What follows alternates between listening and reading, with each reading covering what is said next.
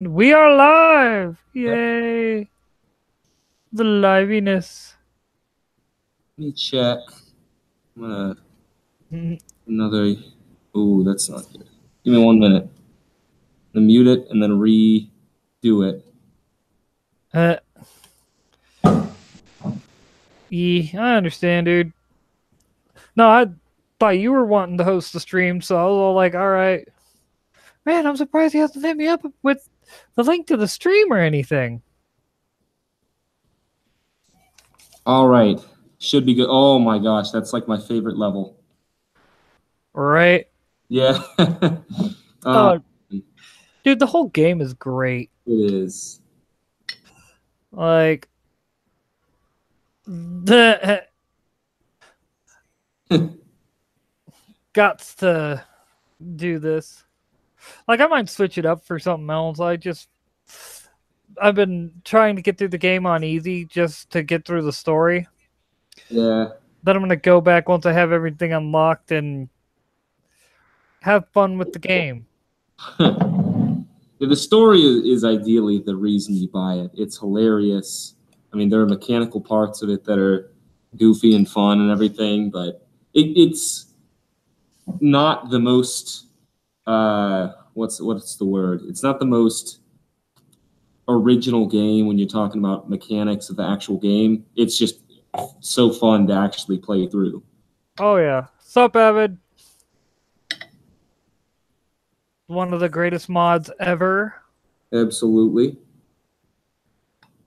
Uh, but no, the thing I like about the Deadpool games, they try their damnedest to stick to keeping it as close to the comics as possible. Absolutely. Oh, it cracks me up. Mm-hmm. Him in death. He, all I know is it's it's like the Batman games. They did it right. Yeah. Those I love the Arkham series. Um Mm-hmm. I mean again, my favorite Joker ever. Everyone always says Heath Ledger's their favorite. My favorite is Mark Hamill by a long shot. Like I You like know, Heath Ledger. the way I look at it, Mark Hamill is the best live action, or not live action, but best voice for Joker. But live action, I have to go with like, all right, this is unpopular opinion. I think Jared Leto got a raw deal. I agree. He looked like he was gonna do like an absolute kick-ass job. I think Mm-hmm. the writing to blame and not his. It's definitely not his acting or his performance.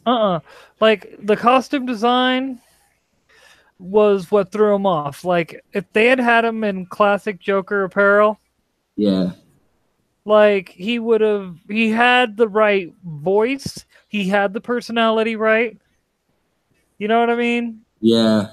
The only thing that went wrong with that was the fact that once again they gave him a stupid look.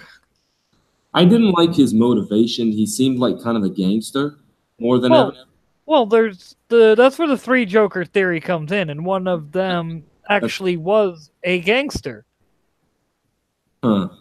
You have the you have the gangster, the trickster, and the basically the straight homicidal maniac. Yeah. And I do like that they brought that about and everything. So that was pretty interesting. Later, Avid, and I'm sorry because I can't stand Seinfeld. Poor Seinfeld. Oh God, are you kidding me? Like the whole episode of the Orville, like see episode 3 or 4, Yeah. where they try to teach the android humor, and it's like, okay, they could have gone with something way better to teach. Like they should have gone with like Monty Python or something. But no, they had to go with Seinfeld, which is like the least funny show ever. It's like I know it's supposed to be a show about nothing. I know it's supposed to be random, Hmm.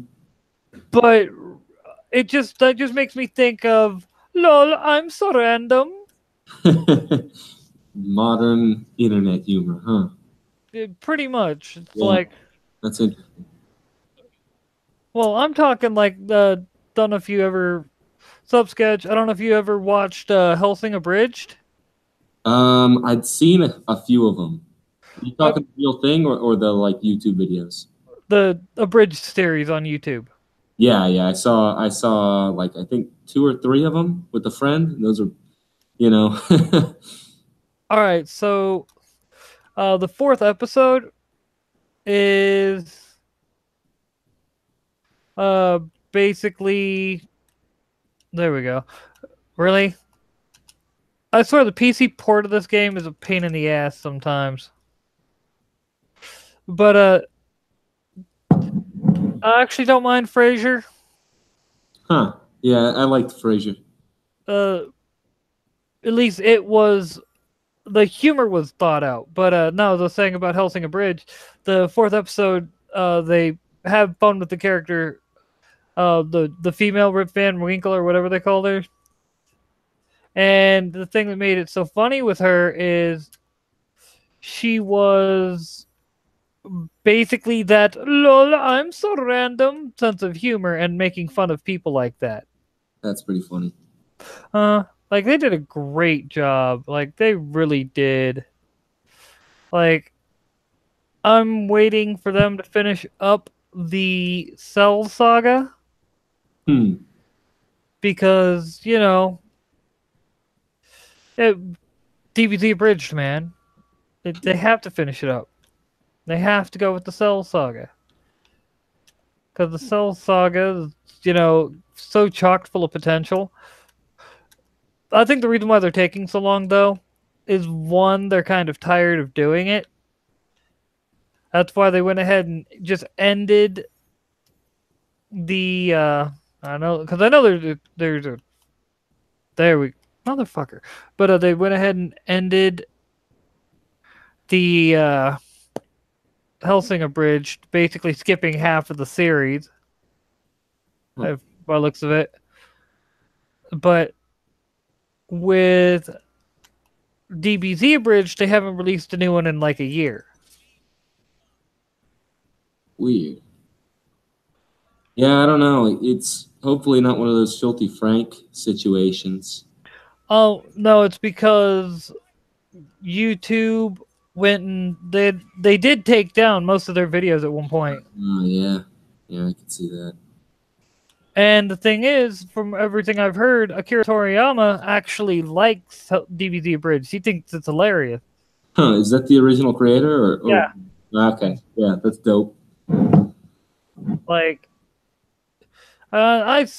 Then again, let's just be honest. The only reason why I'm still on YouTube is because so many people use it. But I'm really wanting to get to start doing videos on BitChute. BitChute? Yes, BitChute. Huh? What is that? It's basically a platform similar to YouTube, but it is a lot less dictatory. Okay, yeah, that's I saw something like that having it's like that's gonna happen eventually. But Well, it's like this. It's already been well known that like Google will censor oh yeah, just about everything. Like if you try to like H3 lost their ability, or H3 Productions just lost their ability to do live streams because of the fact that they were talking about in a live stream the Alex Jones bit. And it's like they got that and a strike, and it's like, okay, YouTube, what you're failing to realize is all you're doing is pushing people to companies like BitChute where they can do their own thing. I mean, yeah, Microsoft could still fight back by like they did with Gab and basically tell BitChute if they don't take down the channel or whatever, they'll close their servers and wipe the site. Whew. Yeah, that's what they did with Gab. Yeah, and I remember Gab being an up and rising thing too. Uh-huh. It's basically what's going on is the classic, the real election meddling is going on. Let's just be honest. Yeah, it's crazy. Except it's not Russia. It's far left Silicon Valley companies that think that they know better than middle America, and are doing everything they can to make sure that Americans vote the way they want to.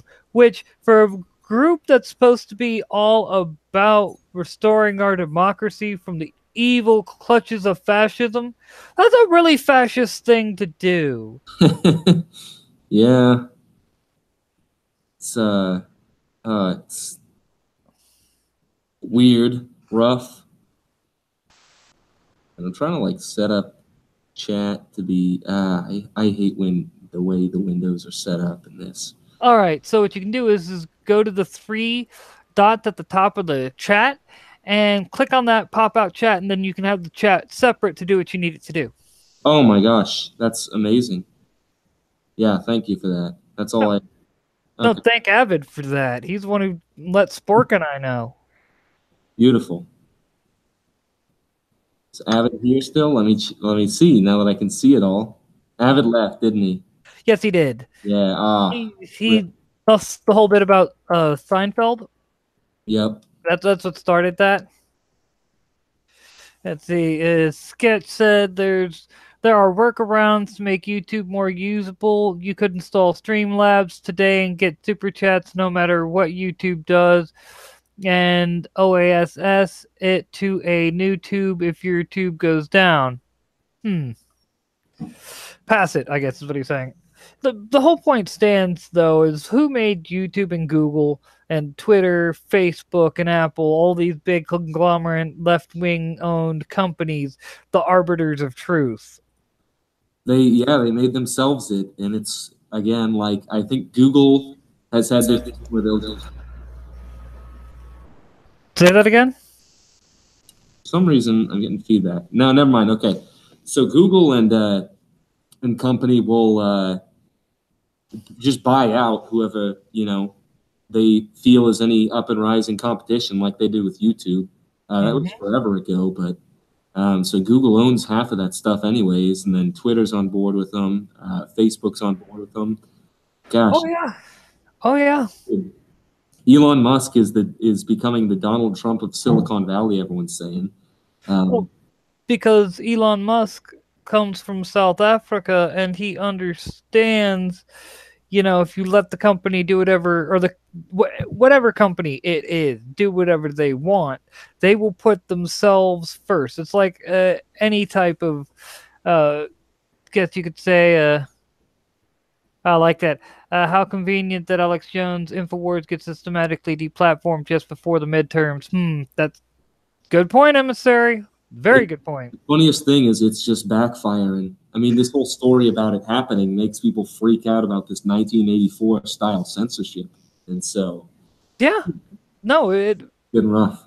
you're speaking no lie. It is all it's doing is giving Republicans even more reason to make sure that their guys get voted in November, and then you're going to start seeing basically bills be introduced that will prevent them from censoring, because you already have the Twitter debacle with the fact that they've been shadow banning, even though they say they don't shadow ban, but they shadow ban conservatives and do their best to make it to where conservatives can't be seen. And it's like, okay, you guys are not seeing the long-term ramifications of your actions.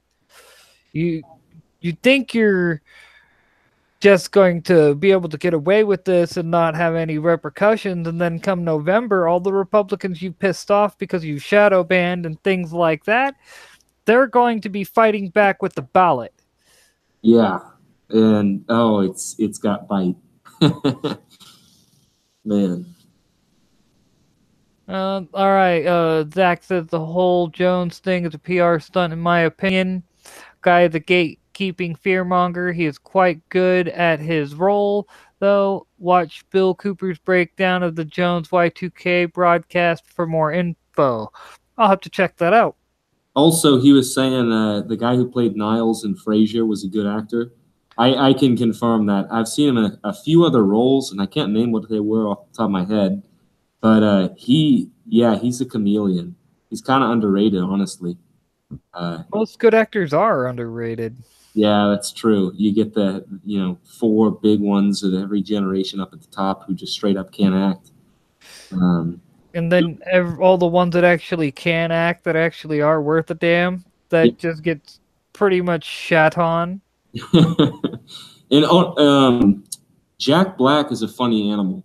He got typecasted super hard in his earlier days, and he can actually act, is the funny thing. I've seen two movies now that he was in that are not that are like documentaries. They're like, or they're not documentaries, but they're autobiographical. One of them is Polka King, and one of them is Bernie, and they're movies about actual people that lived, and it's like true stories. And gosh, he's pretty good. I mean, it's crazy. Oh, I believe it. Yeah, It's one of those. For me, I've always been like, I'm not the guy that can tell you actors' names off the top of my head.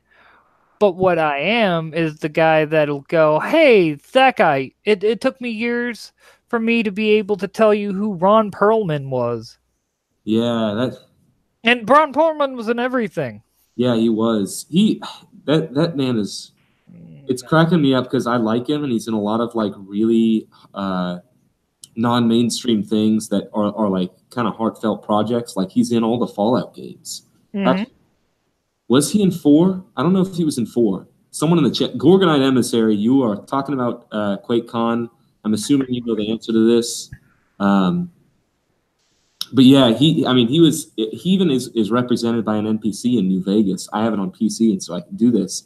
You can enter a room, or no, it's toggling the free camera when you're in the end cutscenes, the slideshow. Mm-hmm. If you press toggle free camera, you can or toggle clip, one of the two, and you can actually move around. And it's literally just a room with a slideshow projector, and you can look to the left, and there's Ron Perlman, and I think his character's NPC is just called Ron. So Nice. But he's super liberal, and it's sad that like recently he's been screaming and just screeching on Twitter about all his opinions. And it's like, man, like you're a good actor. I don't want you to like lose your job, but At the same time, I don't want you to ruin your image, yeah. or my image of you, I should say. Mm-hmm. It's kind of one of the things that.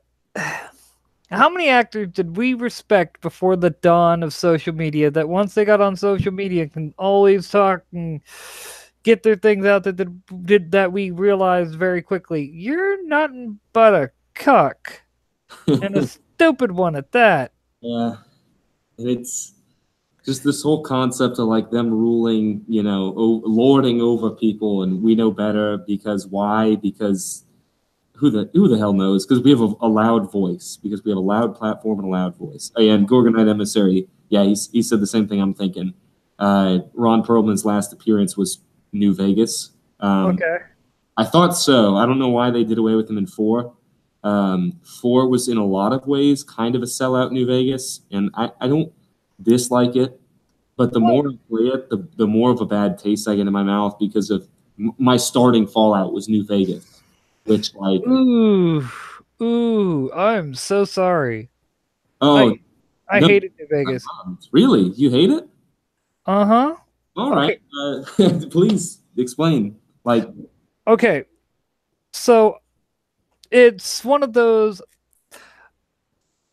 just because Obsidian, a lot of the guys who worked at Obsidian were the original guys that Interplay that made 1 and 2.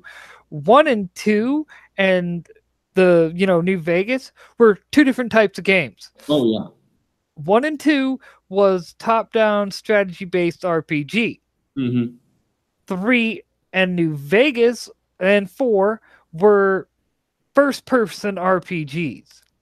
So it should boil down to how good of a gamer you are. So if I'm aiming my gun at someone, I shouldn't miss most of my shots for realism. Especially when I have my, like, let's say I'm using a rifle and I have my guns maxed out. Not my energy weapons, my guns maxed out. All right. I'm sitting there, pow, miss, pow, miss, pow, miss, pow, finally hit, pow, miss, pow, miss. I don't know if you can tell just by the look of my face. Yeah, I can see. I'm sorry, that is not immersive. To me, that is distracting. That ruins my experience because I know I am a far better gamer than that. And I'm sorry, they had one job. One. They could have not even changed anything. They could have kept the 3 system in it. Like everything from 3, just added a few things, done their story, which I give New Vegas. It has a great story. I will give it that. But the gameplay is atrocious. And it's because of the fact that it's why Obsidian did not make 4. But that's like when I could pick up brand new New Vegas with all the DLCs for $12, $13, and I'd pick up Game of the Year edition of 3 for 20 still. That says everything. And this is, burn the heretic, huh? Yeah. Yeah. The thing about aim being all off, in my mind, New Vegas is supposed to be a slower game. And it's supposed to be a little more like strategic and tactical, and it wants you to have a little bit more dealings with like difficulty at range and stuff compared to, COD or Battlefield or any of those games, or how new Battlefield is. And so when I was playing it, I got a really good ranch feel to it, like going back outside and plinking around with a rifle in real life. Like that's what it felt like in the game. Like it's very fucking hard to be consistent, like to a 10-inch diameter target from like 50 yards in real life. Dude, I've been shooting most of my life. All it takes is a little practice. And yeah, it does, but like I'm talking when you're moving around and like running a gun and stuff. Like, yeah, if you're sitting down like doing all that, it's one thing. But it's again like I felt like it was a lot more. It was more of a, you had to constantly try and focus on being accurate, and at the same time, like you had to put out a pattern, which is something that you normally have to do to actually hit something. And so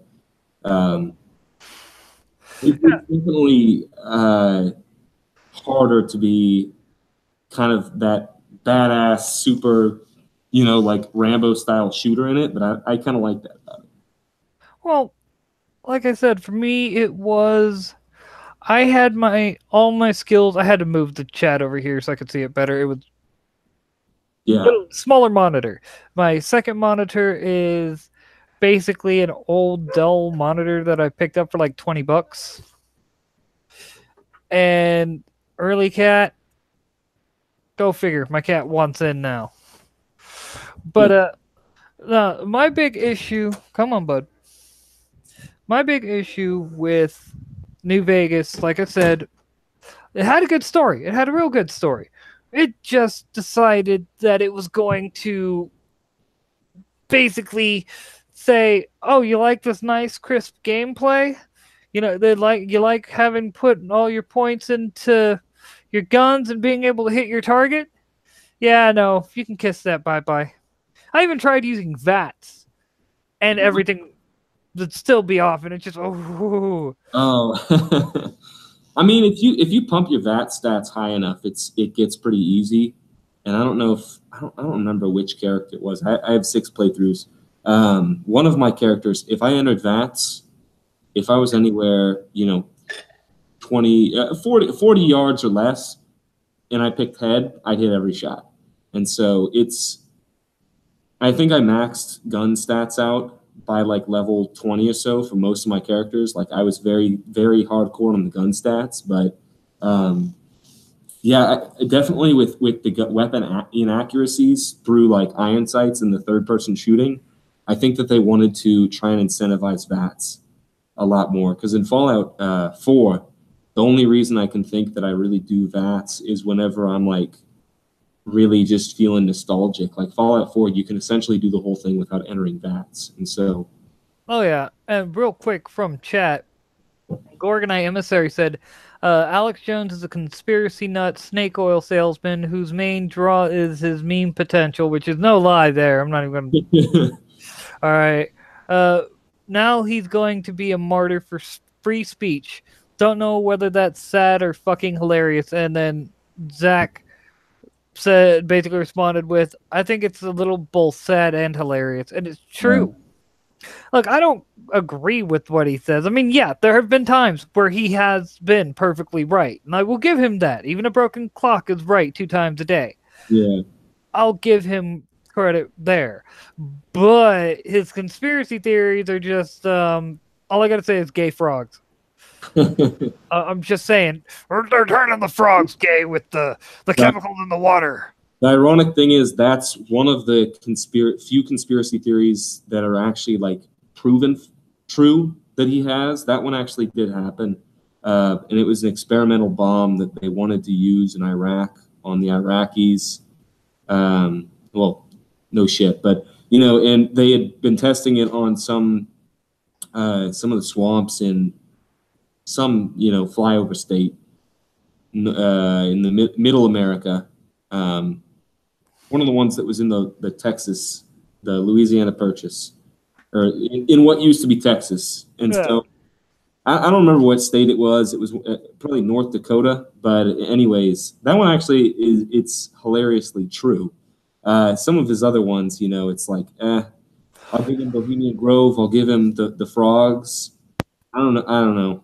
The other stuff, it's like pretty damn hit or miss. So. Well, my whole point is when, only thing they did by deplatforming him is it's that whole Obi-Wan Kenobi bit. If you may strike me down, but it'll only make me stronger. Yeah. Yeah, that's what happened. They struck him down and they only made him stronger. Now everyone's talking about it. Everyone's all like, no, this is completely political. They know it's political. All it's going to do is get people out to the voting booths in November because they're like, well, we can't trust these crazy liberals to, you know what I mean? Yeah. I mean, it's essentially what they did was they took one of his biggest conspiracy theories about social media and stuff like that, which is true. Social media does censor beliefs that they don't agree with, and they made him a martyr for one of his biggest recent things that he's been touting. Yeah. So, yeah, and again, Gorgonite Emissary, his app has gotten a major boost. It has. And I don't know if anyone listens to, like, radio apps or whatever. I mean, from what I knew, people just used to watch his channel on YouTube, and that was, 90-something% of his voice to the public. Yeah, it's like, come on. All right, bud. You best not be playing the In-N-Out game. Yeah. Oh, don't put it past my cat. He will. I've had him in a 10-minute period want In-N-Out like 2-3 times. I'm just like, cat, this is your last time. You're staying in here for a while. He just kind of looks at me. That's what you think, human. I will bug the shit out of you until you let me go. Love animals. Cats, dogs, doesn't matter. I mean, I'm the guy that'd be like, oh, it's a cute snake. You know what I mean? Yeah. But at the same time, it's one of those, doesn't mean they can't have their moments where they are a bit annoying. And when cats want to play the In-N-Out game, that's pretty annoying. And when dogs want to play the In-N-Out game, that's pretty annoying. Yeah. And sketch theory again, or therapy, not theory. Sketch therapy again with talking about letting things die and the natural cause of things, or letting things drop. Yeah, Twitter's been dropping a ton, I know for a fact. Well, it's not just Twitter, it's Twitter and Facebook. It's because, okay, the whole concept of a social media platform is if it's not growing and gaining new users, it dies. But the problem is Twitter and Facebook have been doing practices that are running conservatives off their platform. These are American companies. If they don't have majority, like, yeah, they can kind of rely on foreigners, but they need a strong, domestic base in order to stay relevant. They can't rely on the marketing for someplace over in India because they can't, you know what I mean? They could be held liable for their ads ran there because of the way the laws are structured differently. And because whenever you, I mean, have you seen r/Indian Twitter? No. In Facebook? Oh my gosh, it's literally just like hundreds of screenshots of Indian guys asking American women for nudes. It's like, please send bobs and vagine stuff. Funny, yeah. it's yeah, it's just another reason why, like, it creates problems. And I like that his job is to make people who would look into these theories look crazy, which he does very well. Well, yes, I can't argue that.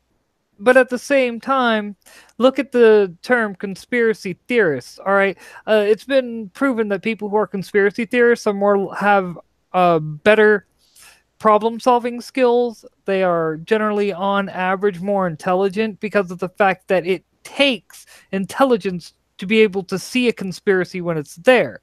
And there's a reason why it's against the law. Like, if you are in, let's say you're planning to take over the government, there are laws that classify that as a conspiracy to commit violence. Mm-hmm.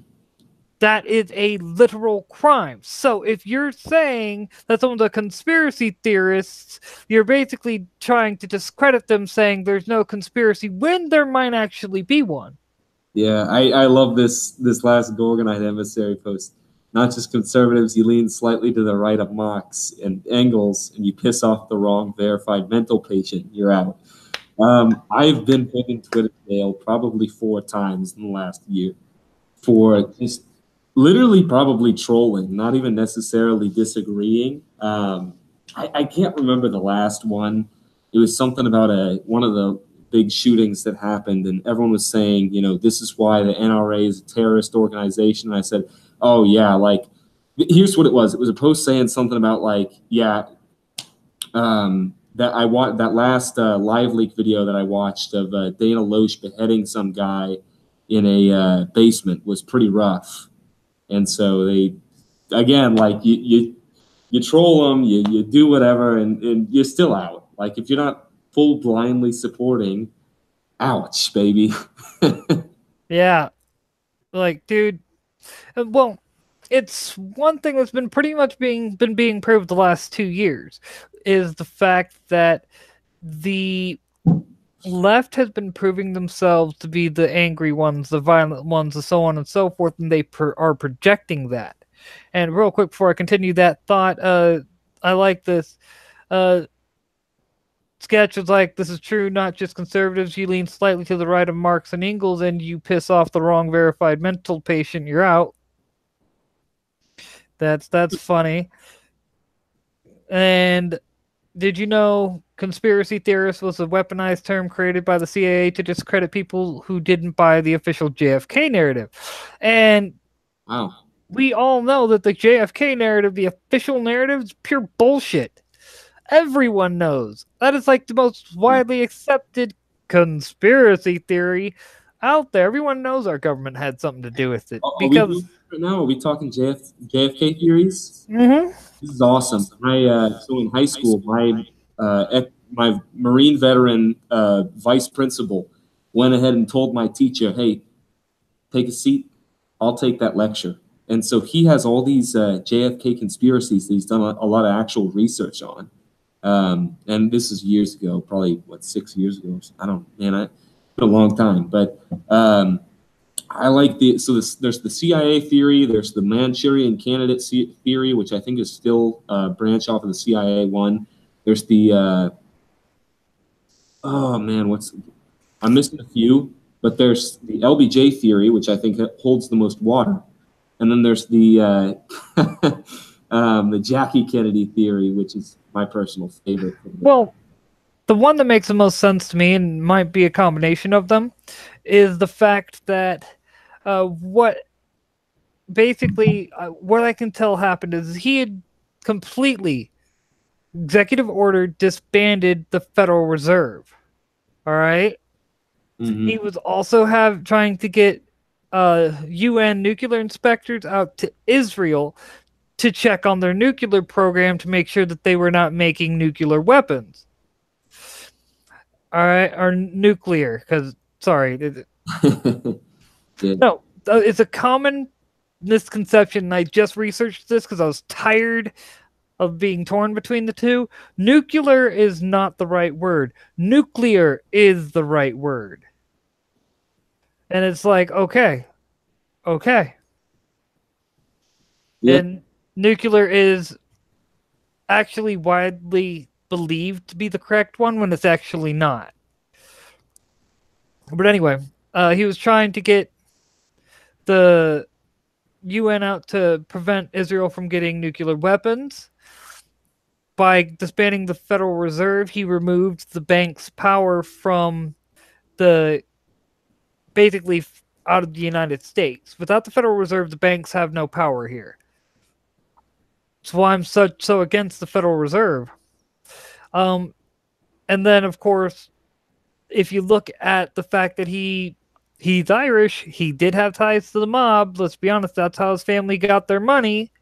Well, also his dad. I mean, the Kennedy's father got his start from the mob. Essentially, that's how the Kennedys got into power politically. Mm-hmm. And Bobby ended up the little brother, Bobby Kennedy, ended up going hardcore after the mob. He was a good man, I guess, and just decided, like, I don't care if y'all have helped our family become big. I'm coming after you because it was illegal, and they killed him for it. And so that's another reason I left out the mob theory. That's one of the theories I forgot, is that the mob killed JFK. And the fourth one, the fourth part of this is the CIA. Mm-hmm. The CIA, because they knew, because Kennedy was trying to set up talks with Russia and the Soviet Union to have the first trip to the moon be basically a co-venture with the Soviet Union. To basically, it was meant to, after the Cuban Missile Crisis, it was meant to be like, look, we almost reached a point of nuclear war here. Let's do something that'll bring our people together. Those four things combined is why he got assassinated. And Lee Harvey Oswald took the fall. He was told by the CIA to be there. He was told someone was going to kill him. And he did not take that shot. Like, there's a lot of people who say he did. No, there was a second shooter. Because, one, Kennedy's brain, not even found anymore. We don't know what happened to it. Yeah, the FBI lost it, or the CIA, one of the two.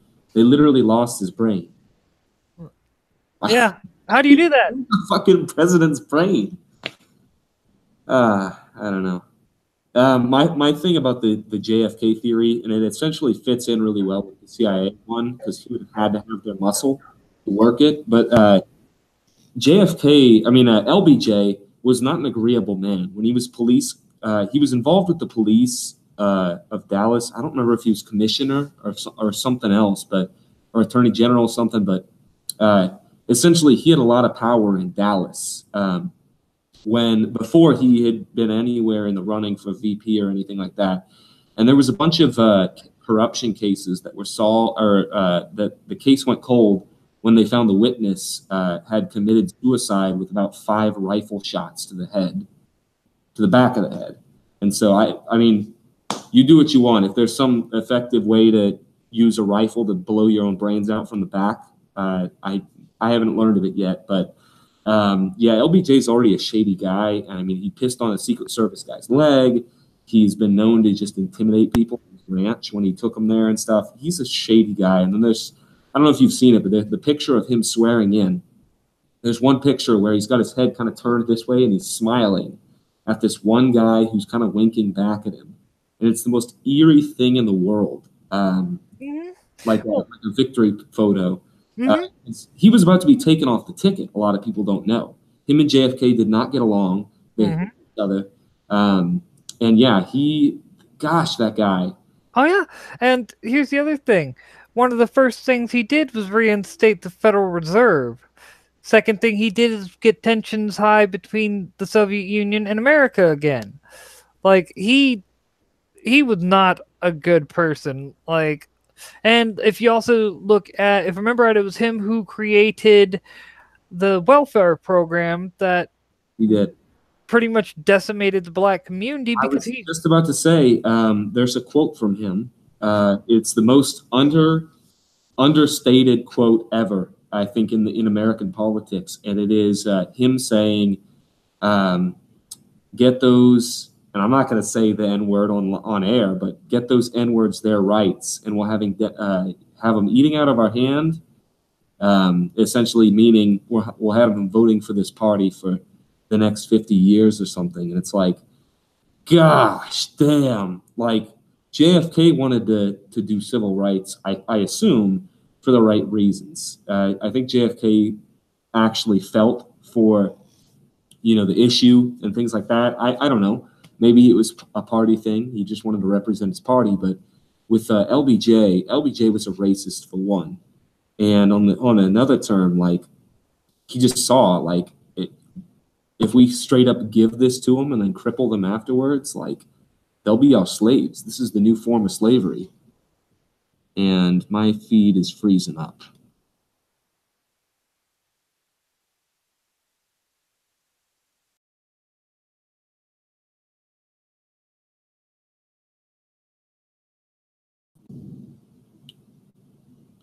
You good? You still here?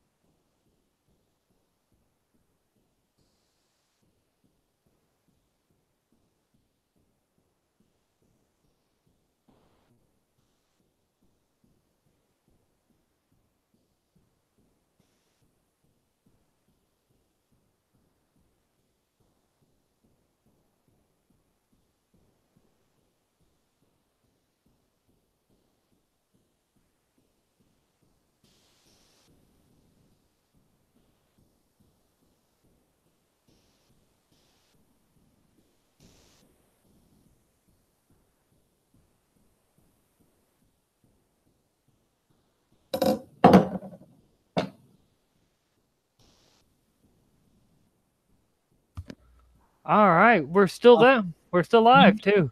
Okay, okay. I thought it was ironic that it shut down when it did. Uncle Fed was dropping in, and oh oh man, as soon as I start talking conspiracy again, it shuts down. Wrong tab. Wrong tab. Okay, okay. I'm sitting here fighting. I'm all like, what the hell? No, what happens? We had a mini power outage, Oh, okay, okay. and I was trying to get everything set back up the way I had it, and it was like, oh, you want to be set back up? Screw you. Close wrong tab. Trying to, that just, like, literally, I'm sitting here, we're talking, Yeah. all of a sudden, boop, hey, numbing! Yeah, I was about to say numbing is here. Yes! And yep. That's nice. I greeted with the killed stream. Yep. Yeah, he came in at the perfect time. Yeah, yeah, pretty Beautiful. much. Like,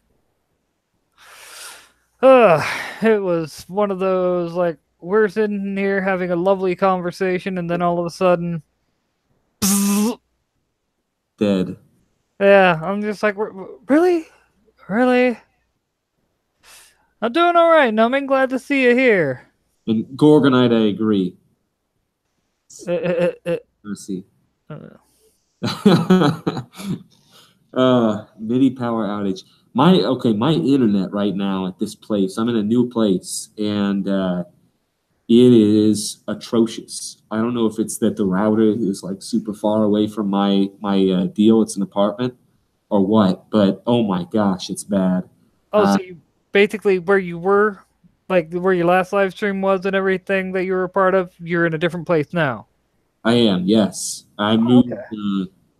last week in the middle of the week, and oh my gosh, it's the internet here is like it'll be consistent and then just have spikes of like horrible connection. And so I play a lot of For Honor. If any of you in the chat play For Honor, please tell me. I love that game so damn much. But it's a game where essentially like every second, no, not second, every millisecond, every 50 milliseconds is a big deal. Because of just how the moves work and everything. And so when my latency spikes from, 2050, which is pretty regular, to 300 or something like that, my connection just goes to utter shit. And then my screen kind of stutters, and all of a sudden my health bar is like 3/4 down. Oh my gosh. Oh yeah, numbing. Yeah, same problem. If you have a subpar or worse internet, you cannot play that game. Oh, dude. Uh, what makes me mad is like I have it. I just haven't bothered to re-download it because of the fact that when I was having internet problems, I thought it was my computer, so I did a soft restore, right? Oh God, that was and then come to find out it was Fidelity, and they were doing work on the lines nearby so they could switch game. Oh. Let I was like, you know what? I'm not even, fuck it, not installing all my games again. I'll install a handful of them. me see. I I just got Celtex pre-installed. I need to get GIMP reinstalled so I can get back to working on my drawings on it. Yeah, Gorgonite Emissary. To answer your question, it's I've never played Bushido Blade, but I haven't played a game even similar to For Honor. If you have a Xbox One, it's free right now. I know that for like the If month. you have gold. Yeah, for the gold, and it's I mean they essentially it's gaming's biggest comeback like ever. The game was pretty rough when it came out. Same with Rainbow Six Siege. These two games that Ubisoft right now is turning heads, and I think they see that EA is just killing any kind of fan support for their own games left and right.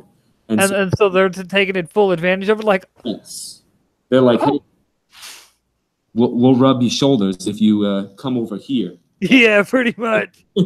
But essentially, yeah, it's when they started, they didn't have dedicated servers, so there was all these problems with one person gets salty because let's face it, the entire For Honor fan base is extremely salty. Everyone has their own main character out of like what 16 or 18 characters now, and they all play very different. Numbing Disaster, I agree. I wanted a Polish hussar. Oh yeah, Arabic or Indian. If they did Arabic, they could have had a Jerusalem DLC, which is what everybody wanted. But That would have been fun. it would have. And the Deus Volt memes and everything in that game. Oh my gosh, they go hard. Anyways, I'm a Conqueror main for anyone who wants to know. So yes, Deus Volt, that's my deal. But yeah, they had a ton of problems when the game first came out with just internet problems. Like whenever the host would leave because it wasn't dedicated servers, it would stop the whole match and have to reshuffle everything. And if enough players left, like 2 or 3 or something, it just end the damn game. But they fixed everything. They've gotten it up and running. The game's like pretty damn up and at it. It's so damn cool. The only problem is right now they've been speeding up the game, and I hate it because I'm not an assassin character. That's the biggest problem right now that everyone's complaining about. These lightning fast 400 millisecond assassin characters. It sucks. It's the worst. And the Japanese faction has like the two worst of them, and the Vikings have two of them, I guess, too.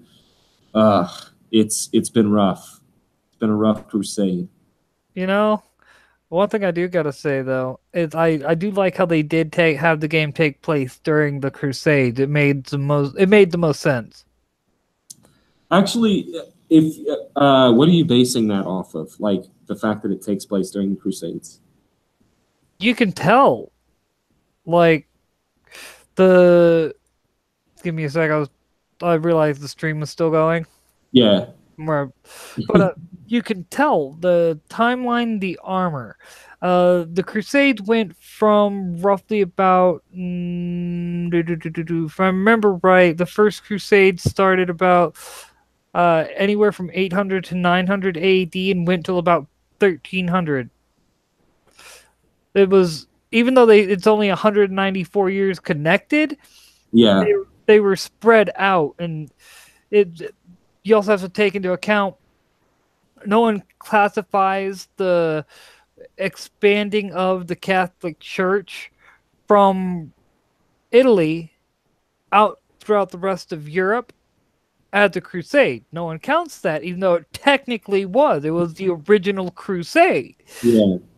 The only thing that I'm gonna like say about the timelines, actually, this kind of shatters everything, but the Ubisoft, I will say their big like flaw for people who care. I'm not necessarily in that realm. I don't necessarily give a shit, but it's very historically inaccurate when it deals with the armor and things like that. Like the Japanese are all using like straight wood armor, which they had moved past that. They were actually using a mixture of bamboo and leather. Yeah, and then the Lawbringer is like the ultimate tank. If you ever watch Skallagrim or Metatron on YouTube, they're big HEMA guys and stuff like that. It's kind of fun. I watched some of their stuff, but they did some videos on For Honor and why it kind of just doesn't hold a lot of water historically. I don't really care. I love it. It's fun. But again, the Conqueror and the Warden are very early versions of the Knights. They're very they have hauberks with mail and things like that, and then like a can helmet or something similar. The Lawbringer has got this high class, like everything is overlapping plates with, he's just a total tank, and his armor is like 1500s in year, and then the other guys are all centuries behind him. But it's a video game. If we're gonna complain realism in video games, let's start with Mortal Kombat and anything in that. Like I don't give a shit. Anyways, let me run back through some of this because they had some questions. Maney, the Warlord or Highlander for numbing. Let me tell you, Highlander is in a very strong place. Everyone is bitching about his 50-50. He's got a move where you can kick him and then grab him. It's basically like it commits a stun. So it'd be like if you kicked the guy in the balls and then grabbed him and chucked him on the ground and then just started swinging a claymore on him while he's on the ground. The Warlord is one of the weakest characters in the game right now, and I play a lot of Warlord, and so I definitely I feel the pain there. He is badass. But I'm going to let you take the lead. I need to get more coffee and whatnot. Sounds good. And, the side effects of coffee. Withdrawal. Full plate armor of that caliber. Yeah, they didn't have in the earlier Crusades, they didn't have full plate armor, and I did not know this before watching these videos and everything. Like Metatron is the big guy you want to go to for I think the more historical discussions of For Honor. And then Skallagrim is a Norse guy who does a lot of videos more on the HEMA aspects, so the aspects of the fighting and things like that. They're both really cool, really fun guys. But basically, yeah, they were using like really cheap I guess technically speaking, armor compared to the Lawbringer. So it'd be like taking a couple of Civil War vets and then maybe a cowboy and putting them up next to a Marine Corps, modern Marine Raider operator with Kevlar plating and a fucking 308 AR or something crazy like that. Like it's just miles ahead. Also, very funny. Metatron was talking about how he's a Sicilian HEMA guy. Long swords were not primarily used in combat back then. They were used, or warfare in combat. They were used in duels, and they were essentially a sidearm. And so most of the time you'd use a spear or something like that. Again, pretty funny. Paul Leon is an interesting character in that regards. Oh yeah, with the Cataclysm, the Crusades, or Forced Crusade. Vikings are incredibly inactive. They are. I'm assuming you saw somebody's video, because the fact that the Raider uses is bare-chested, a lot of people get angry about that. A lot of the Norse historians, they're the biggest people who have beef with For Honor. And I mean, the Raiders are the game takes a lot of inspiration from both fantasy and historical elements. And so the Raider kind of takes a lot of like Conan the Barbarian and fantasy. He's a more fantasy inspired character. Meanwhile, the Warlord is very realistically inspired, kind of like the Lawbringer versus the Conqueror. There actually is no mention in the Gladiatoria. Yes, Scalia Gladiatoria. Excellent. Thank you, Zach. There's no mention in the Gladiatoria of using a flail or a mace with the chain or a morning star as an actual weapon. And there's not a lot of historical evidence to do it otherwise. Either way, I'm a conch main, and fuck anyone else in the game, because conchs for life give you that bonk. We're very strong. That's a lot of main. Y'all ever saw this big 3-weapon guys tearing the mat pat? Yes. Yeah, that's Skulls, I'm assuming. Skalagrim. He talks kind of like this, and he has a lot of dramatic pauses. That's who Numbing, yeah. And so he did. And again, this guy's a HEMA guy. He knows Western. He knows Norse, because he's got a lot of Norse blood. Yes, the conchs are rough to face off against for noobs. If you know what you're doing, like it's not a thing. And we just got a big nerf too, unfortunately. For Honor in the Fate Stay Night, I don't know. Yeah, it definitely, historical accuracy was not their strongest point. And Numbing, yes, Skull, Metatron, Shadowversity, all of them attacked it or hit on it. They didn't necessarily attack it. They all realized it's a video game. And it's honestly one of the first video games of its kind. And so, for it to be that realistic, come on. They all agree, like, it's just for fun. But the Franks, I like that, the mentioning there. Played mainly Nobushi when it was early on. Friends all dropped off, so you did as well. I cannot. Nobushis are one of the few characters that I do really weak against. I absolutely abhor going against them. But power to you. It's fun. Swords were sidearm, pole arms, yes, again. I'm all over the place. I'm going top and bottom and bouncing around. It's hilarious. Yes, longsword in the siege would be suicide. And the funny thing is, a lot of them, the Lawbringer with his poleaxe actually was said to use the poleaxe and then a rondel dagger instead of a sword. Because if someone breaks in past that spear, they're going to be bumping up on your chest, and it's going to be so close and awkward that you're just going to need something small. It's not even sharp. It's basically just like an ice pick style weapon that you're going to jam into them multiple times. Hilarious, but the Vikings had the best steel, the best shields, the best swords. From what I know of history, I'm going to have to disagree with you a lot there. The Vikings learned a lot of what they knew from other cultures, and there's Vikings with swords was a rarity. Most of them had axes, like a wood axe or something like that, which is a good weapon. But If you're gonna go, whoa, you good? no, I'm getting they basically hearing myself. It's, what the fuck? Well, what I was gonna say is the there we go. The thing that the Vikings did use swords, but it was the oomph barret that they'd use, and they had a very specific way of making it that would make it better. It was actually a better quality steel, if you will, because they would completely get all the impurities out of the ingot by the way it was actually forged. Huh.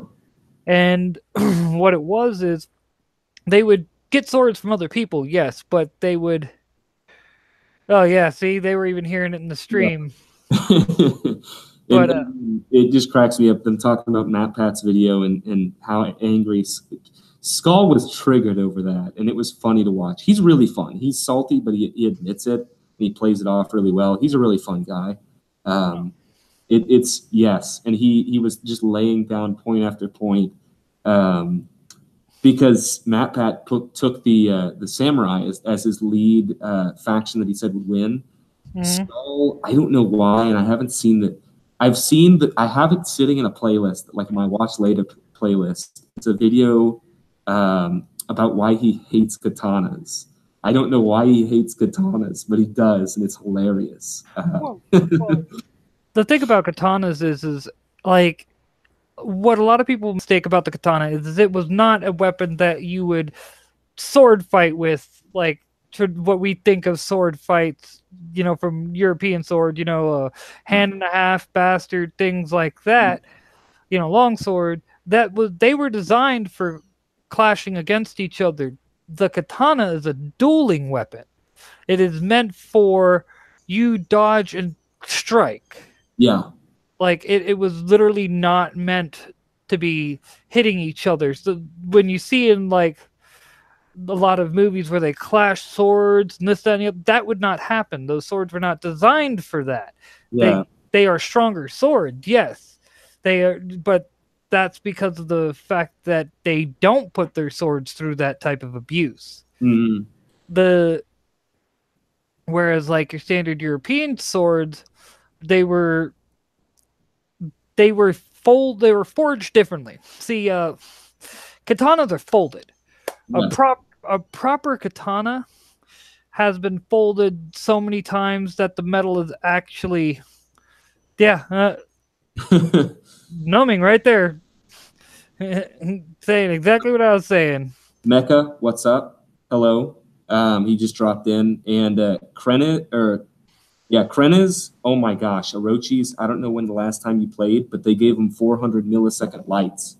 So if you play console, they say that 0.25 seconds, that's 250 milliseconds, is the amount of time it takes a normal human being who's on the more athletic side to react to something. So 250 milliseconds or less, you're not going to be able to react to that shit. You're done. Say goodbye. Console lag, they say, is about 100 milliseconds. So 350 milliseconds or less, and you effectively cannot react whatsoever to that attack. Their lights are 400 milliseconds. You've got a 50 millisecond window to change your guard to the right direction. Good luck. Well, at the same time, there's one thing that still bothers me. You still can't really use your shield as a weapon, which they actually did. The shield wasn't just a shield. Certain characters like the Conqueror, I mean, there's only 3 characters with shields, but all 3 of them can use, they have bash moves that are pretty, they're pretty devastating. Like I'm a Conk main, and I've got two shield moves that can really put people in a whir, and they do damage. So those are fun. Zach Hawkins, excellent meme with the end them rightly. I'm about to buy that execution for my Warden, since the Warden is the recent rework guy. I'm not gonna lie, I only made it like 7 missions in, if that. But I might want to turn the camera back on. Yeah. The campaign is cheesy for one, and it's not entirely fun. The online is super fun, and you know what? Someone asked me earlier what system I played on. I forgot to say PS4. So sorry, whoever's getting it for free on Xbox One right now, can't play with you. Um, Yeah, but because Sony refuses to do cross-platform. Yeah, that's really rubbing me the wrong way too. Sony has had a couple things. They don't like people messing with their toys, and so they didn't do modding on Fallout 4 like Xbox did, which I was really pissed off because they don't want people messing with their scripting, and they don't do cross console either, which Rocket League does. And I was going to play a ton of that with my cousins, but yeah. I For, know. for I those understand. for those of you who are just getting into For Honor, the Reddit is super active. There's a lot of people on there who are really cool, and they're really fun. And so I'm assuming if you just want to get some random friends together and play, you could probably get some people who are like minded there to hang out. Essentially, all you need is 4 people, and you've got a whole team, which is basically invincible. Mhm. Run around in a four person gank squad, you're unstoppable. It's one of the more broken elements of the game, but you know. See, I got it free when they had it free for PC because of E3. Yeah, yeah. My sister and brother-in-law got that too. Yee. All I gotta say is that's why I'm so glad I'm a member of the PC Master Race. Yeah, my PC again, like I've got Fallout New Vegas on it. I've got a lot of older games, like the old Battlefront 2 I play a lot, and I didn't have enough money really for a new PC. I'm thinking about buying one this year. I may or may not get a brand spanking new PC. It depends on, a couple of things. Uh, but we'll see if it demands it. Dude, why don't you do what I do? I could upgrade my current PC. My PC's like 4 years old, still going strong. My PC is an engineering laptop, so yeah, Ooh. there you go. Numbing disaster. Still play the old Battlefront on your laptop. Yep, same deal. The PS2 one, and they updated the graphics with an official patch. The unofficial patches have updated the graphics even more. It's still not up to like modern standards, but it's a memory piece. Gotta love it. Oh, dude, and the fact that they finally brought in the online servers again because they got tired of letting people, or Oh, well, not so much letting people, but people just being like, screw it, we're gonna do this on our own. uh-huh. Like, when I saw that, I laughed. I was like, huh. Basically, what they're saying is since the modding community won't leave their toys alone, as you put it, they're just going to be like, fine, we'll bring back online servers. You fucking bastard who won't buy our new goddamn game that nobody likes. Before I miss it, because it's getting to the top of the chat, Zach Hawkins talking about drinking when he plays most of the time. Yeah, you're going to hate this game if you drink when you play it, because whenever I drink when I play it, my little brother, who I play with, gets pissed off at me because I keep dying, and I say, look, at this point, I can't even see what's going on. Um, and then the Chinese fighters, Naming is asking about the 4 DLC characters coming in. The Yong Gui or something is the big guy with the Naginata style weapon. I'm excited for him. I'm more of a heavy and Vanguard and hybrid type. I hate the assassins. That's how the player base is. You're either an assassin main who cheeses light attacks, or you're everyone else and you hate them. Uh, and I'm everyone else. I play who looks the most badass, essentially, to me.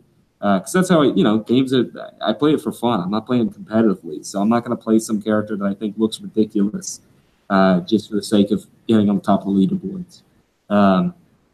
I think the Tiandi looks cool. He's the guy with just the regular Dao, the Chinese Dao. He definitely looks a little overpowered. Same with the Shaolin with this bow staff, and then the other character they haven't even really shown anything of. She's a girl with 2 twin hook swords, and it's like that worries me because I see a lot of potential for very disturbingly cheap moves there. Yeah, murder ball for the win. Yeah, yeah, with the assassins. if you go and watch, there's a channel that posts a bunch of like top characters versus each other. And there's a guy, I don't remember his name, but he plays the shinobi, who's the ninja in the game. And gosh, his matches are the most unentertaining, shameful things you can ever watch. This guy is just so obnoxious. He played the number one Centurion in the world, and the Centurion hit him like twice in like 50 matches.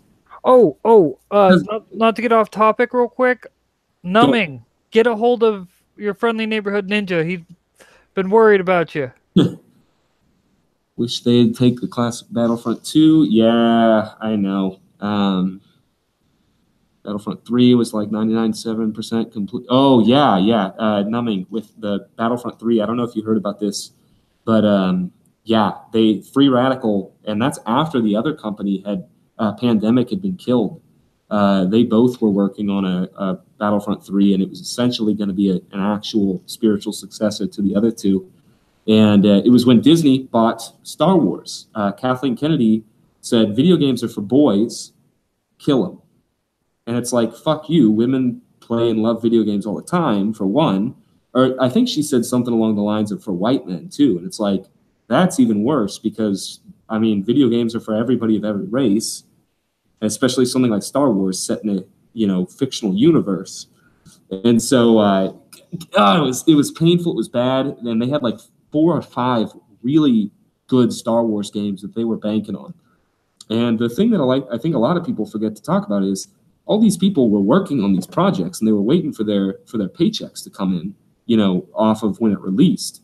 They just kind of got told to pound sand once she canceled all their games. There was a Darth Maul game that was going to be rated M. It was going to play like The Force Unleashed. There was Boba Fett's game, 1313, which is going to be like Red Dead Redemption in Star Wars. Mm-hmm. There was all these hit games that were about to come out, and they just, Kathleen Kennedy, fuck you, fans. It's stupid, I mean, video games are an industry that's overtaking the movie industry almost. And you're telling me that's off of white, straight men only? Are you kidding me? It's just ridiculous. But Kathleen Kennedy has shown that she doesn't know what she's talking about. She has shown that she just said what George Lucas wanted to hear. All right.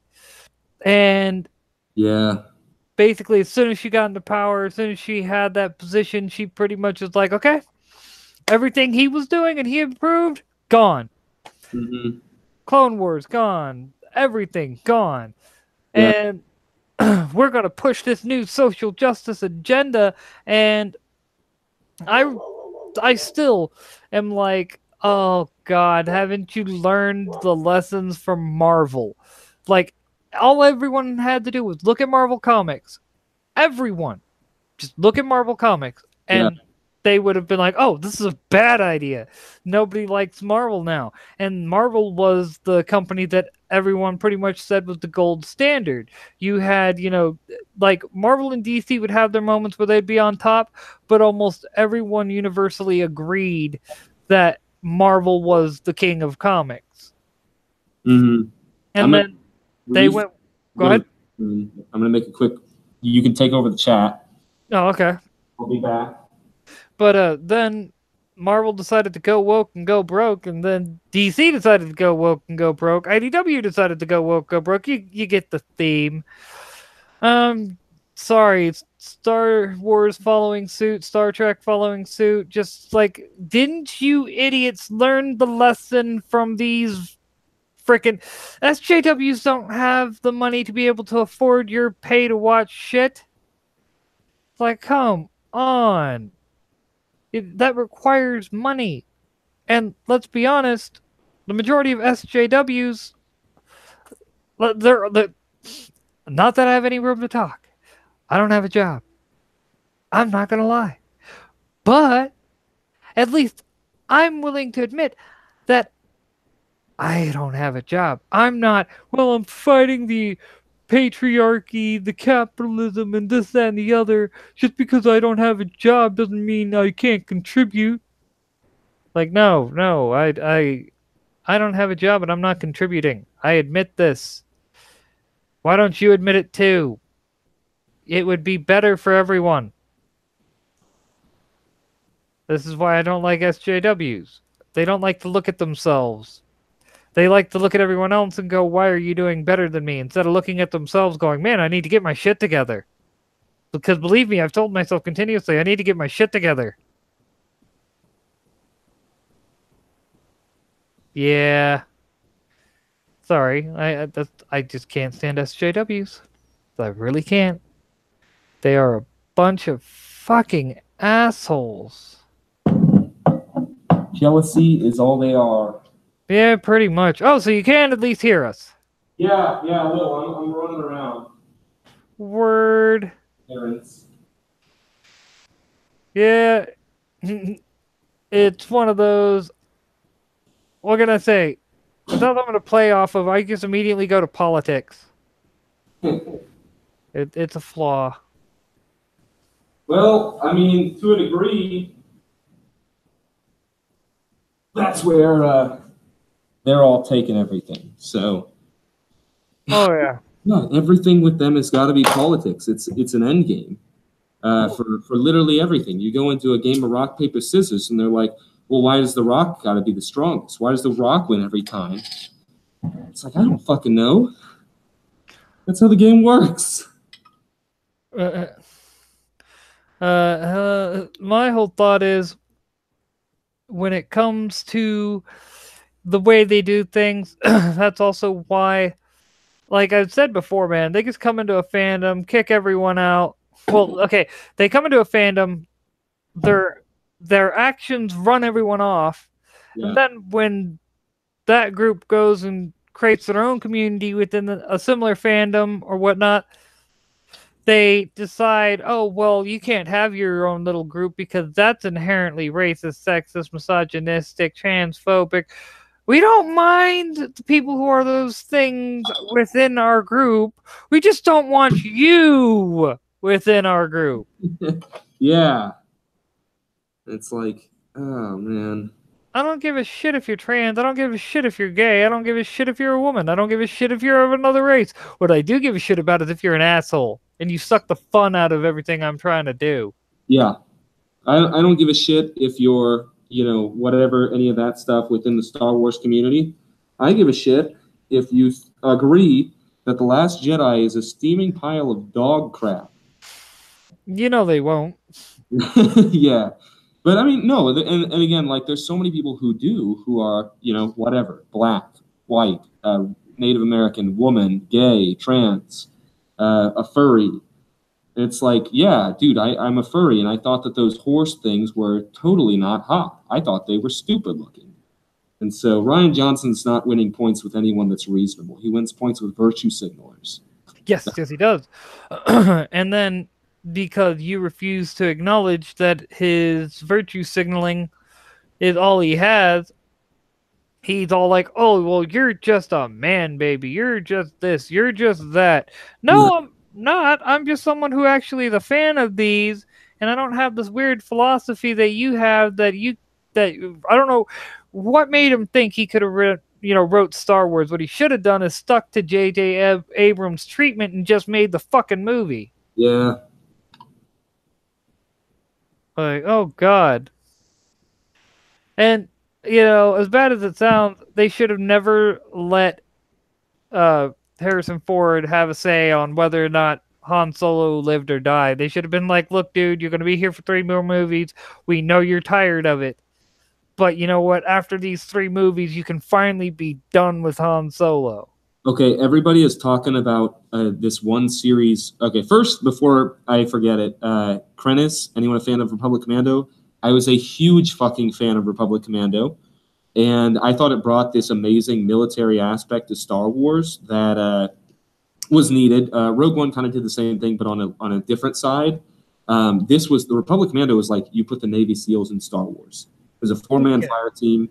It was a highly tactics-based game for the time. The mechanics were kind of limited by the software they had available or the hardware they had available. That game was really cool, and I love the part where Boss is sitting there talking shit on the Jedi, like he sees a lightsaber in the ventilation shaft of a Republic class acclimate an assault ship, and he's just like, what was it? I'm trying to remember the direct quote. It's something like, "A more elegant weapon for a more peaceful time." Well, guess what? Times have changed. And it's like, oh, you fucking savage. The Republic Commandos were there to kick ass and take names. They were not there for grace or elegance or, I mean, it made you feel the clones for the slaves that they were. It was cool. But anyways, everyone else is talking about having a game like just a heist game where you're playing all the bounty hunters.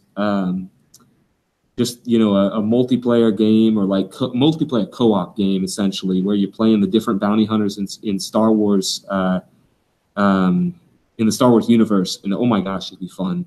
Like, just you have to unlock all the characters, kind of like in the old PS2 games, you know, you get the better ones as you move on through the story, or you have to buy them through the Bounty Hunters Guild by contracting them.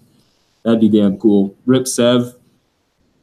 The scripts for the later games actually confirmed he was still alive, meaning he didn't get brought into the whole Order 66 stuff, and he was supposed to be working with Rom Koda's militia, and he was trained to be a Sith killer. It's pretty cool. Imperial Commando, yeah, I wish that game came through. That was supposed to be the saddest game ever, but Real quick, how am I coming through? You're coming through good. I get good for you. All the Star Wars talk made me download the original KOTOR. I still need to get through that. I am. That makes two of us. That's why I'm downloading it. I'm like, screw it. In the combat forms. I keep dying early on, and damn it, I suck at it. It's just I need to. Well, that's why I went and picked up both the KOTORs, because I was like, I need these games. I need to finish them. Like, you know, and I've heard 2 is better, Numbing. I've heard 2 is a lot better, actually. But I need to finish the first one. And let's be honest, I need to play through it proper without editing my character so I can have, you know, decent fucking shit earlier on. Like, and it's not like my problem is my homeboy showed me that there was a character editor for it when I was like halfway through the game, and that just made the game, you know, broken. And to make matters worse, that laptop also died like a week later, so, and I couldn't run it on my old computer.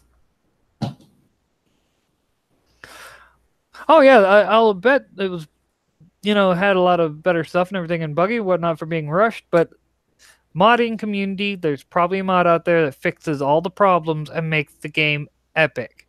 Plus, you can also do the workshop mods, which I kind of got looking at those.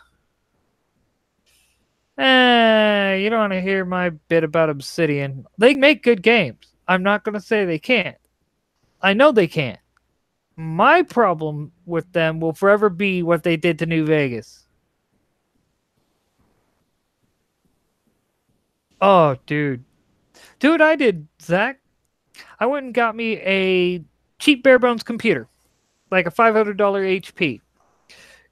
Changed out the power supply, put in a graphics card, boom, good to go. That's all it took.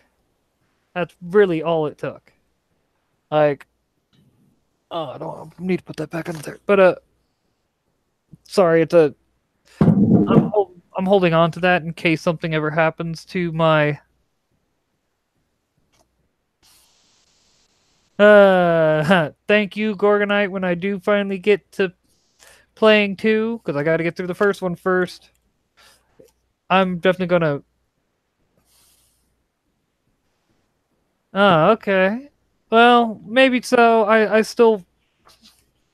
The aiming in that game. Great story. Like, I would be lying if I didn't say a great story, but like, everyone was talking about a bounty hunter game.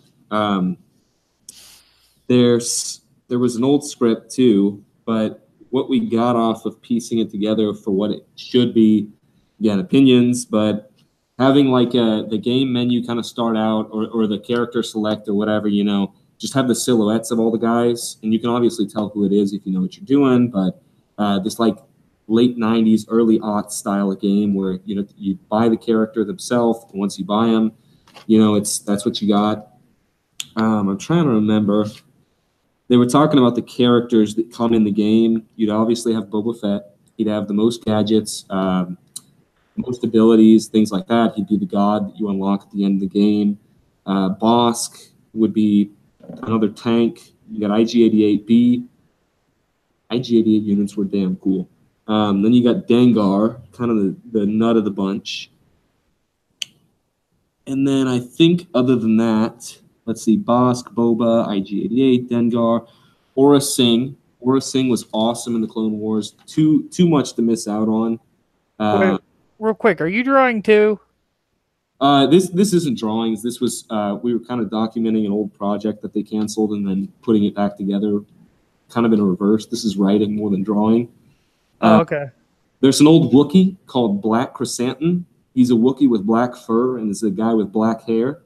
I find that amazing. A black furred silk Wookiee is who took steroids too, so he's already a Wookiee. And then he's taking steroids on top of that. That's pretty damn cool. That's a deadly combination. Wookiees are already insanely fucking strong. Oh yeah. What the fuck? I just pictured like Chewbacca all like just not even able to touch his sides. Yeah. There's High Singer. And Reiko Hardeen. Reiko Hardeen is kind of a small guy. I won't spend too much time talking about him. Then C-21 High Singer is another droid, and so they feared that he was too similar to IG-88. They may or may not have put him in. Here's a fun one, and I hate to say it. I almost hate to give him credit, but this is Marvel. Mr. Bones was a battle droid, a B-1 battle droid. No, okay, here's the thing. They sent these out to another company, is what DNC was saying. He said that Marvel's getting so lazy that they're giving out their comics rights to other people. I think it was I don't remember who it was, but they're licensing out their Star Wars comics, and that's why they're so damn good. But anyway, Mr. Bones was a battle droid that was reprogrammed with pirate AI. This sadistic serial killer battle droid that's a bounty hunter. Like, he covers himself with the blood and bones of his enemies and makes jokes as he's killing people. I mean, that's some, like, Hannibal Lecter shit in a droid in Star Wars. And, oh, man. And then Cad Bane was the last one they were looking at saying, yeah, he's a given. So, but gosh, dang. Well, yeah. Come on, the droid in... Oh, there we go. Nope, still too loud. Oh no, I'm trying to get the audio. The one thing I hate about headsets, man, like I do everything off my head with a headset because I'm either in a call with friends or, quite frankly, I just don't like. I've gotten so accustomed to wearing a headset all the time that I rarely actually use the speakers on my TV, which is kind of a good thing because it means the speakers aren't going to get worn out. But downside, everything's so goddamn loud that it's like I practically in these. All right, so a complaint I read about this headset was the sound's not loud enough on it. Are you fucking shitting me? These things are loud as fuck. I don't care if they're a Black Web. I don't know if you heard of them. It's basically Walmart decided to start making PC gaming paraphernalia and everything. Okay. And this is the headset that they made. These things are solid. They were $50, like $50, $60 headset that was on sale for like $22. Damn, all right. And I am not going to complain about these things. This is a damn good headset. Thumbing Disaster, it would be great if you could actually take the place of a contractor setting up a big score and you have to sign up, or you have to do small jobs to convince the better hunters to sign up with you. That was actually another cool thing that I think that they should have implemented, or they should if they ended up doing a game like this. You kind of do a create your own character. You can choose his race within Star Wars. Like, You could have a Devanarian, you could have a Twi'lek, whatever you want. Don't tell Xenophobic Jackass I said that, because he, again, humans only for him. But he's the other guy on my channel. And then the other thing he said is a huge point in games that I think is missing right now. You could complete challenges, like special side challenges, to get the better hunters. One of the two big things I miss in games right now is unlocking extra skins and like Easter eggs and shit like that. That are really hard but really rewarding once you unlock them, especially in single player games, because they just don't do that stuff anymore now with DLC and all these paywalls and stuff. I mean, it's, you pay money to unlock it rather than going in and like completing some massive mystery and feeling this major reward for all your efforts. Well, that's part of the reason why everyone kind of fought back against the EA and what the bullshit that they were doing. Yeah. Because they were pretty much like, all right, you want to be dicks, we will fight you on this. And EA ended up losing money because of the fact that they tried to make money. Mm-hmm. Also, to Gorgonite Emissary, he's asking, the Star Wars comics are worth a damn now. Some of them are. The first Darth Vader run, I don't remember if it ended well or not. It was pretty meh the whole time. The new Darth Vader run is awesome, and I love it. The Thrawn run, Marvel's running a Thrawn comic, and my little brother, who can read, unlike me, read the whole book. He read the Thrawn trilogy novel by Timothy Zahn. You got to wonder if he was kind of patting himself on the back with the name there. But either way, my brother read the novel, and I read the comic, and we compared notes. It's exactly the same, but you're viewing it through a visual medium, which is my forte. So the Darth Vader one and the Thrawn one, really good. And I know that the mainstream Star Wars comic has had its moments that were pretty cool. I don't know for the most part if it was better or worse, but again, like Mr. Bones, Black Chrysanthemum, they were all in the mainstream comic. So, and they had a scene where Boba Fett kicked Luke's ass, and Luke barely got out by luck. So, if you're looking for stakes and things like that, Luke is in a Mary Sue in it, and Boba Fett looks badass, which is always fun. Yeah, HK-47. Just for HK-47, imagine the IG units. Because here's a fun story that not a lot of people know about IG-88. IG-88 is known as, or is officially known as IG-88B, because he's the second assassin droid of his series. Yeah, Numbing Disaster's talking, I'm assuming, yeah, the HK-47 series. The IG-88 units, IG-88A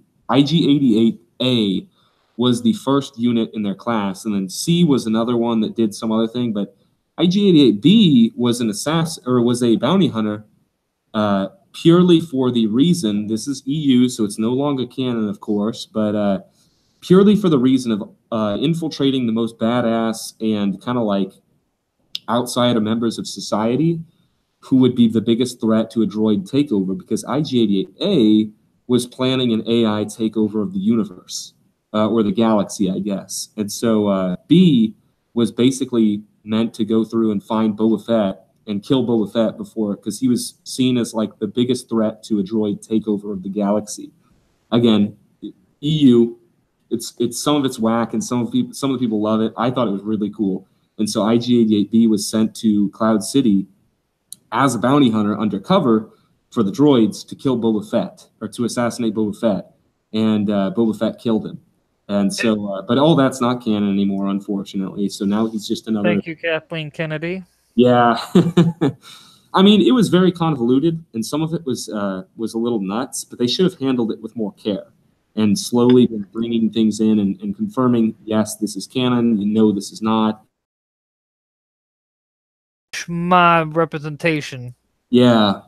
Star Wars horror, anything. I'm trying to think of anything Star Wars horror.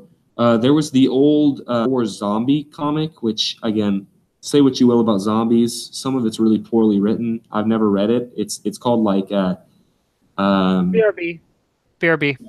I don't remember what it was. It was the stormtroopers all aboard a frigate, and a bunch of them got infected.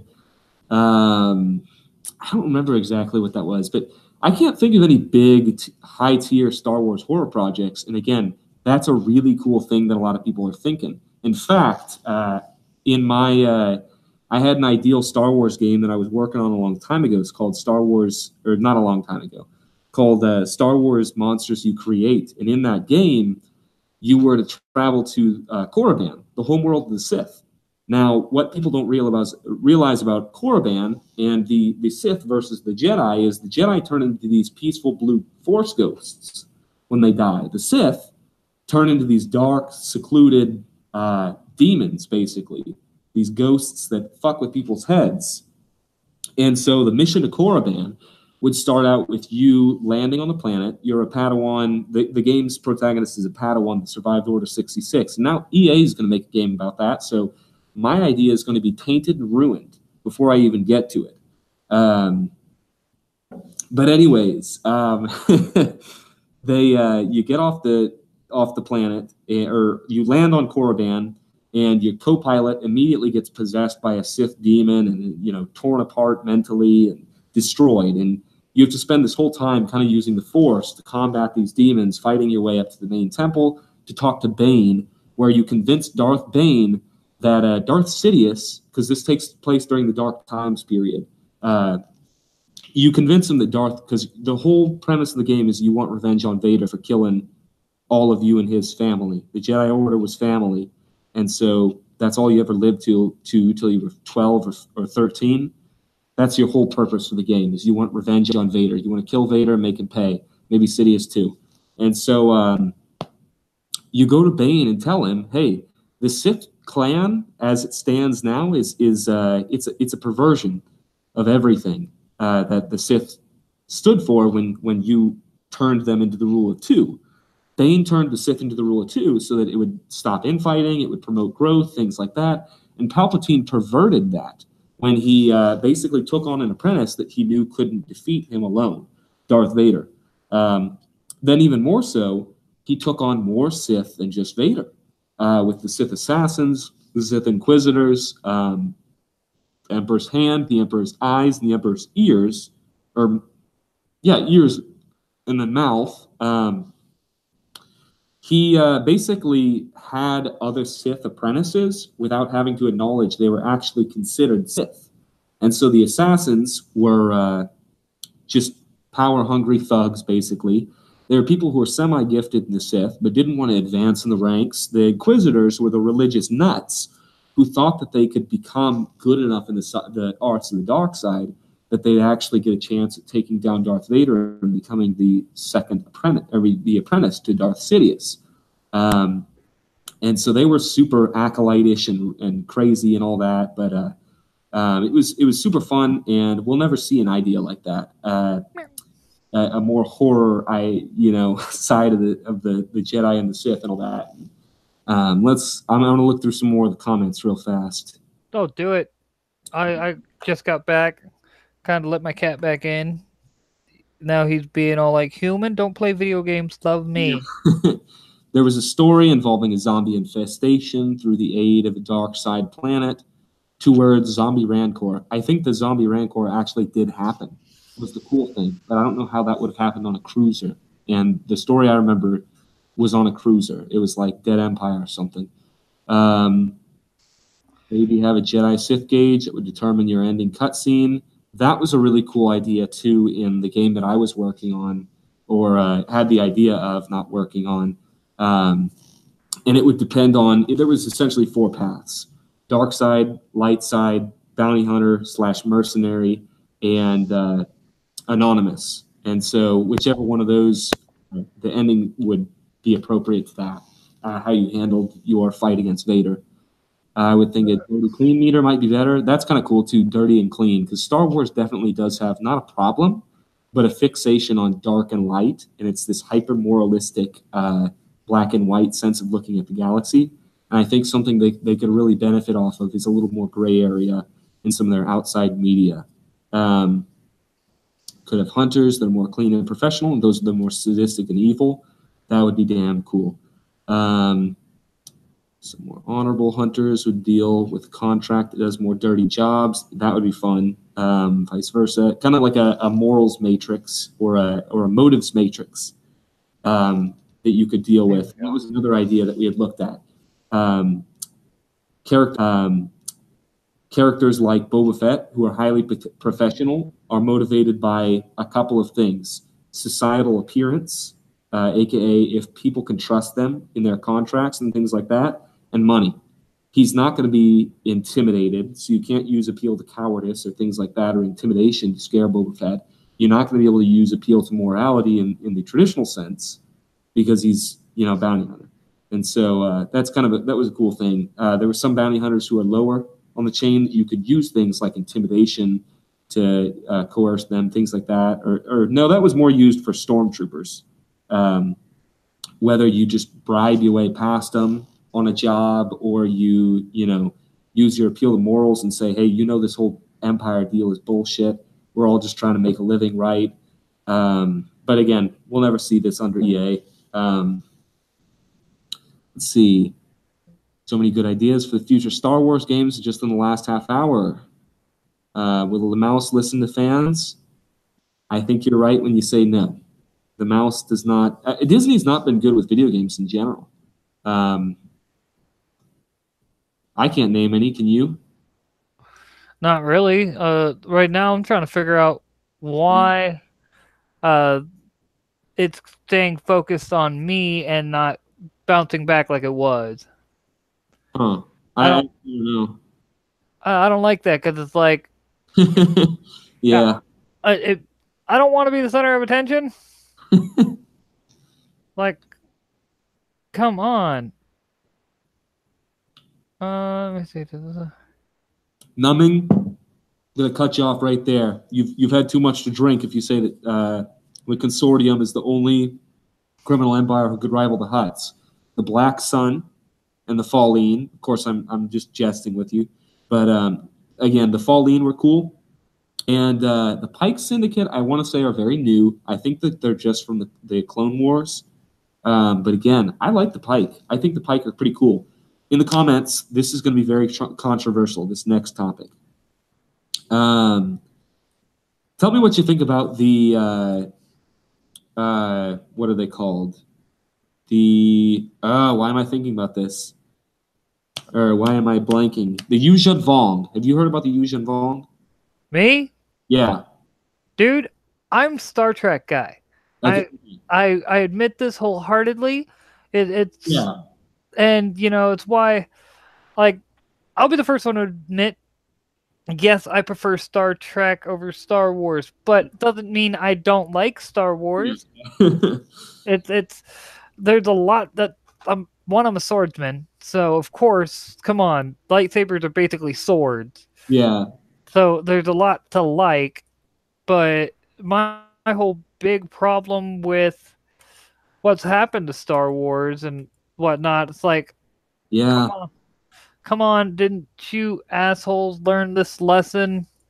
Which, like, once again, didn't these assholes learn the lesson with, you know, the Marvel? And it's like, look what you did to my Star Trek. Look what you did to my Star Trek. Discovery's a horrible fucking show. Yeah. Good night to, I think Zach is out almost, and Numbing's saying good night. Good night, Zach. I thought multiple people were leaving. But anyway, so the Yuuzhan Vong, I'm going to just go out and say it. I hate that storyline.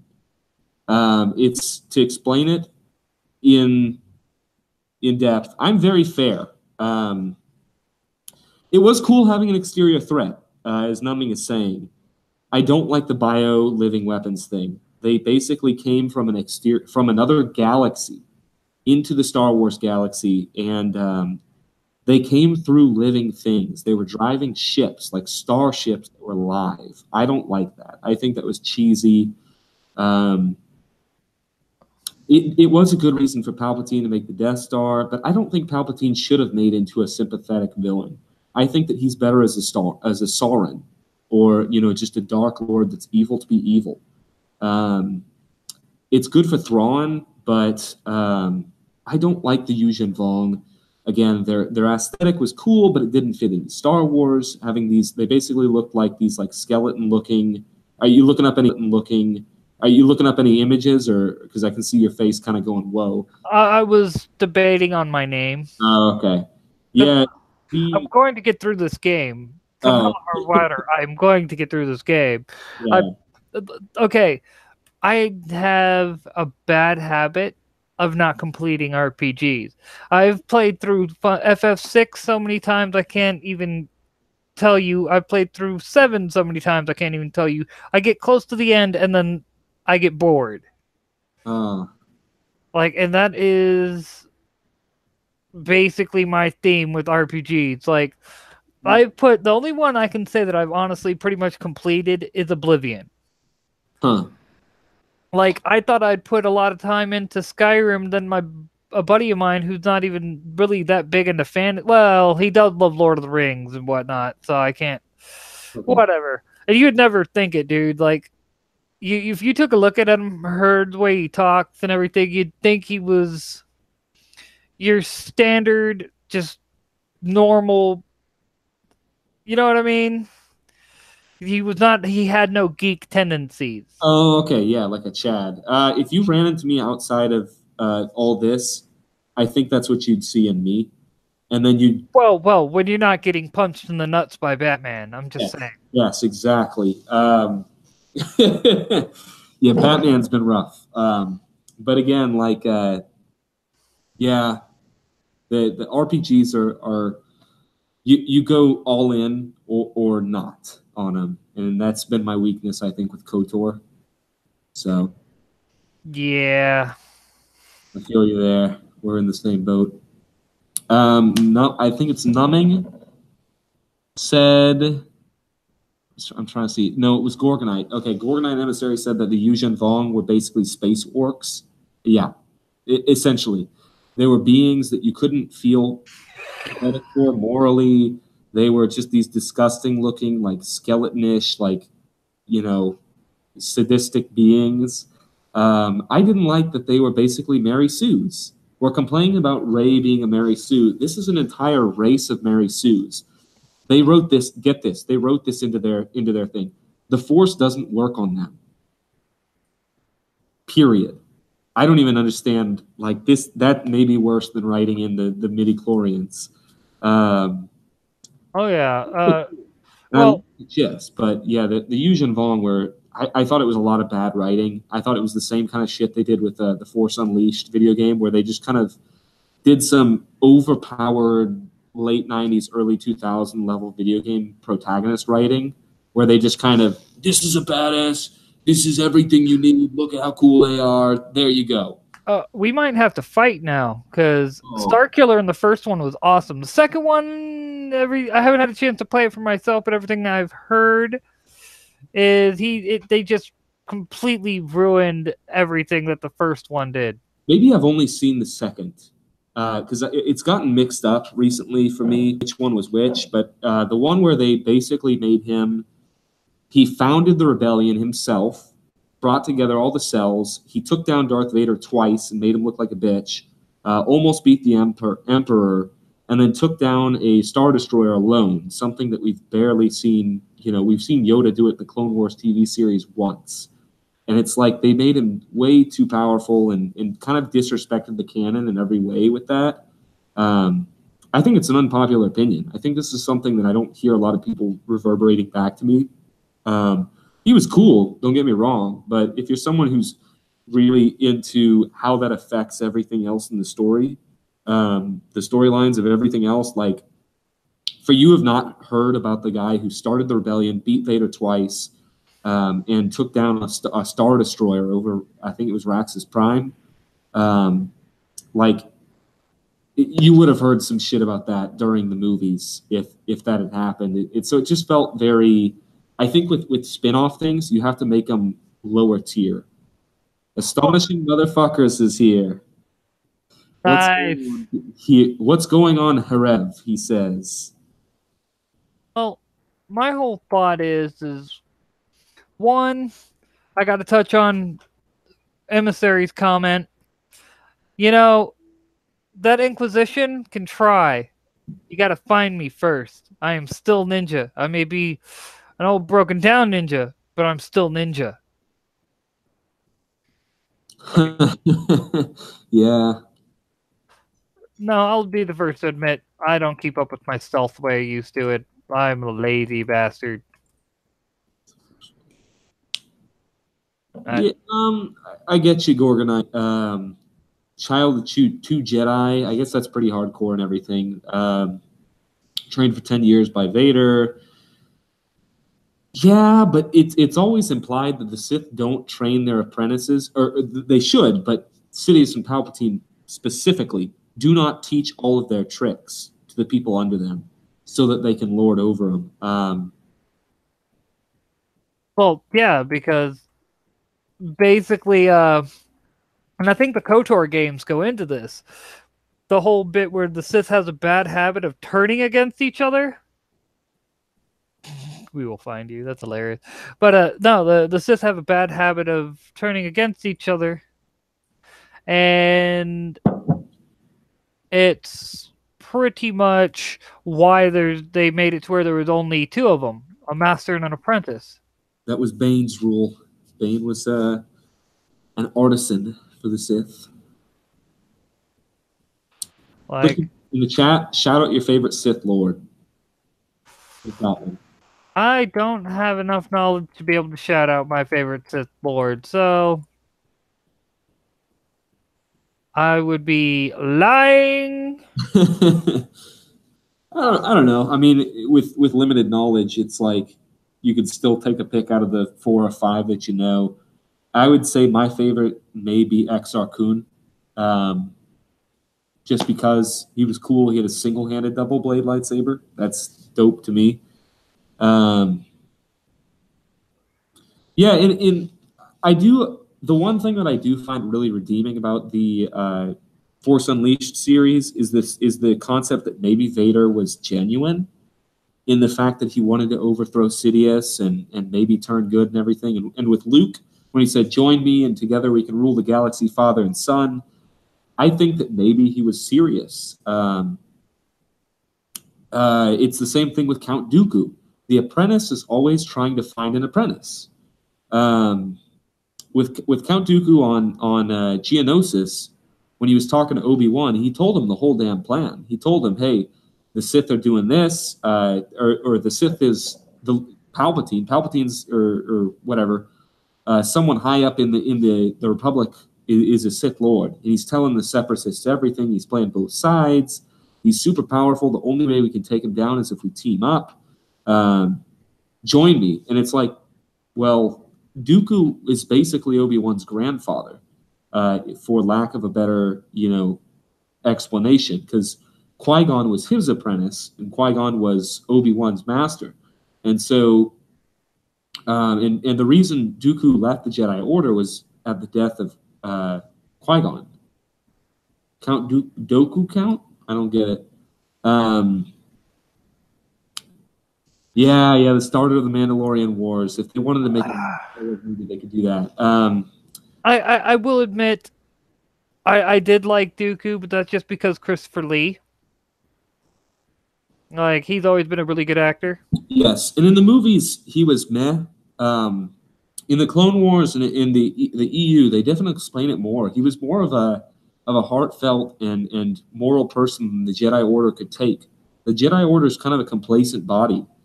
I mean, again, Dooku was trying to tell the Jedi before Qui-Gon died that the Sith are alive and they're out there, and the Jedi said, "Yeah, whatever."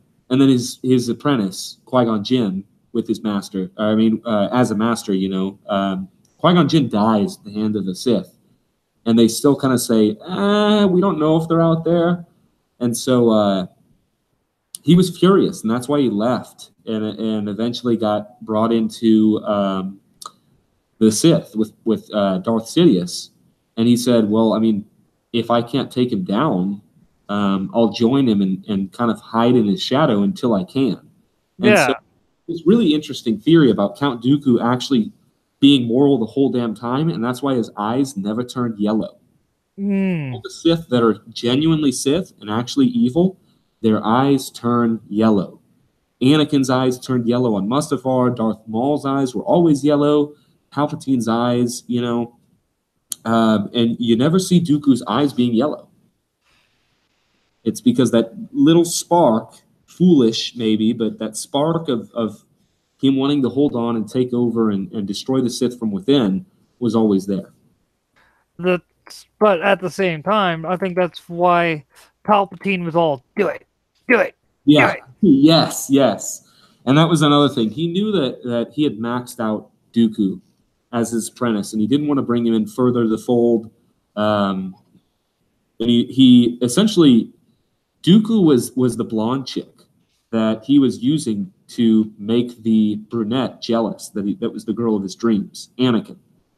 He was sitting over there with his arm around Dooku, macking on him, trying to make Anakin essentially bring him over. It was the old jealousy routine. So, pretty crazy. Definitely fleshed out the CIS a lot more in the Clone Wars. Yes, and I like that. Technically, they were the good guys the entire time. There's another fun theory about that, too. The Separatists just being a bunch of people who kind of didn't agree with the big, monotonous body of the Republic that wanted to centralize everything. So they were the Federalists. Well, makes sense. The bureaucracy generally ends up worrying about only maintain. It's one of my things that I try to explain, or I should say one of the ways I try to explain government. Government's first goal is generally to protect itself. It's like an entity. No matter what, a person, whether the person, an animal, no matter what, their first concern is their own survival. Government becomes an entity, the only thing it's worried about is its own survival. Gordon Emissary, I'm not going to change your mind because I agree with you wholeheartedly. It was a good thing Jedi Order to fail, became watered down and bastardized when Luke brought it back. I think that Luke's revision of the Jedi Order in the EU was good. They did away with all the crate rules and no attachment, no morals, and things like that. I think that's what drove Anakin to madness.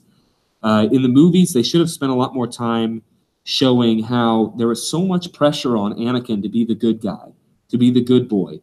He couldn't be attracted to anyone. Padme. He couldn't love anyone. His mother. Things like that. Like, he's not allowed to have anything of his own. And there was just pressure from every corner. They're not allowed to feel feelings. What the hell? That's not a thing. You can't just tell someone they can't feel feelings. Meanwhile, you have Obi-Wan. He had an affair and almost left the Jedi Order for Duchess Satine. You have Mace Windu, one of Anakin's biggest critics, uses Form 7 lightsaber combat, which he invented or pioneered, which relies on you enjoying the thrill of combat and wanting to maim or kill your opponent, not take them out of commission. And these guys were sitting there hounding Anakin for his every flaw. There are arguments that, he cracked under pressure from every single person around him just judging him. The only Jedi who doesn't have a serious flaw that we've found out yet is Yoda. And I challenge you people, please find one, because I'm assuming there is one. Everyone's got flaws. And the fact that the Jedi basically would bear down on anyone with any kind of consequence to their position, oh man, yes. Mace Windu being jealous or envious of him. That's why I'd love to see a young Mace Windu movie where it compares him to Anakin. Having Mace be this young, up-and-coming Jedi Padawan who is, a lot of pressure's put on him, and he's this kind of rough around the edges kid.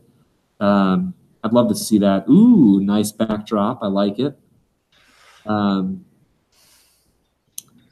and the Trade Federation did so much awful shit without the CIS. Yeah, and that's another thing. I love how they made the CIS these scumbags who are in charge, who kind of took charge.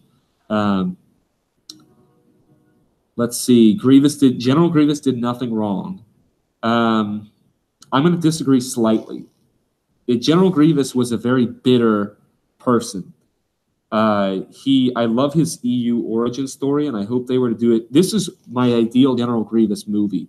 Is you have a movie Cyborg, you could have a movie where you use his normal name, or you could change it so that people don't know, and you could have him just be this Kaleesh war general fighting to defend his planet against the invaders that were a bunch of bug people. I want to say, I don't remember their race either, unfortunately. And again, you could have this movie where they heroically defend their planet against these invaders because they were invaded for wrong reasons, and then the Republicans, because of a World War I style contract, so that you would be turned into a cyborg and forever have a grudge against the Jedi Order. Well, that's just Grievous being a super bitter person who, like, he down the line, and having him be more of a cold-hearted, stoic type. Just have a couple scenes where he's just real quiet. I mean, in fact, I have scripted the sand scene. Everyone loves the sand scene from the prequels where he's talking about, I hate sand. I've written that, in my opinion, to be a good scene. So him and Padme are sitting by the on the beach, and she's playing around with the sand, laughing at that, throws some of that at him, and he's like, you know, I hate sand. And she kind of laughs at it, but no, seriously, it's coarse and thick, and it gets everywhere. And also growing up a slave on Tatooine, yes. you know. Yes, it stays with you, and you can't get rid of it. You can't forget about it. And she kind of looks at him slowly and realizes, okay, yeah. But again, like that, those are the formative years. Yeah. And on top of that, he was high intelligence, so it's not something he's going to, you know what I mean? Yeah, just put up with. Yeah. That's right. I gotta switch him over. But no, for me, I still stand by Hayden Christensen wasn't a bad choice for, you know what I mean? There we go. Again, it's writing, or scripting specifically. Like, even the writing could have been saved if the scripting was better. Yeah, and to me, that's part of the reason why a lot of people, like, they hate him for it, but it's like, it's not his fault. He had shit to work with. You know, the biggest problem that they had was, oh, okay, maybe that's what I need to do. But the biggest problem they had was, it was a crappy writing job. It was people who were more interested in it's like Return of the Jedi, where they push the Ewoks, and whether you like them or hate them, the Ewoks were basically to sell toys. Yeah. And when you have, like I like to point out with the Justice League movie, how the biggest problem was the fact that it was people with an agenda wanting to get a bonus pushing out a movie that wasn't ready. And if they had waited 6 months and released it afterwards to where those executives not get their bonus, guess what? It would have been a lot better of a film. They could have worked around Henry, like they'd worked with Henry Cavill until he could have shaved off the mustache and everything. They just had, like, waited until Schneider came back. The Jedi were making Anakin their puppet. Like, he was kind of like Michael Jackson in that sense, that he just kind of got driven mad by everyone in his life using him and not anybody just loving him for who he is. Besides Obi-Wan and Padme. But, you know, everyone was trying to use him for some agenda, political narrative, and he just wanted to kind of help the world on a smaller scale. I think Anakin wanted to do what was right and help the little guys, and he was involved in this giant political conundrum. And so it was whack for him, I guess. Yoda was the one that could see everything more clearly than anyone else, yet even he was blinded by his own arrogance. I could see that. Another theory was that Palpatine, since he was so close in proximity to the Jedi on Coruscant, he clouded the Jedi's senses as a whole. Because if the the dark side influence, and they could even sense darkness in general around them. They couldn't sense what it was. Um, Basically, the flaw of every Jedi, arrogance. Totally agree wholeheartedly. It's darkness in general around them. They couldn't sense what it was. Basically, the flaw of every Jedi, arrogance. Totally agree wholeheartedly. The Jedi are the moral equivalent of the Puritans, I'd say. I mean, any flaw is a fatal flaw, is what they say. So yeah, I'd say that. No alcohol, no, I don't know. The Puritans and the Jedi, I'd say that they're pretty similar in their moral intolerance towards dissent. They did mention Yoda being a cocky little green shit. Maybe. Hayden in not talking scenes was amazing. He could hit all the emotions needed. The script was just awful. Yeah, kind of stalwartness pretty well. Dooku fights and stuff. Yeah. And Gorgonite Emissary nails it too. Lucas had a lot of yes men in the prequels, is what I keep hearing. He didn't entirely write the first 3 movies himself. In fact, there's some guy, and I'm a jackass for not remembering his name, but understand. Your name is Dick McJackass. It is. There was a guy who basically wrote or helped write most of the script of the original Star Wars movies and doesn't get a lot of the credit. George Lucas kind of threw him under the bus. Credit balance ideas back off of, and that's what a lot of people are missing these days. Hollywood too. No good action in Star Wars, only a handful. No good actors in Star Wars. There's only a handful that managed to salvage the characters.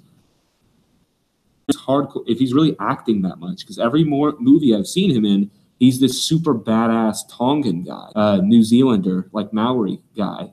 I don't know if he's acting or if he's really just actually a badass, tough guy New Zealander. For example, if you watch him in the movie The Warriors, he's a New Zealand kind of gangster style guy. And he, other than the wife battery, there's a scene where he beats his wife senseless. But there's also a scene where a guy was raping his daughter senseless.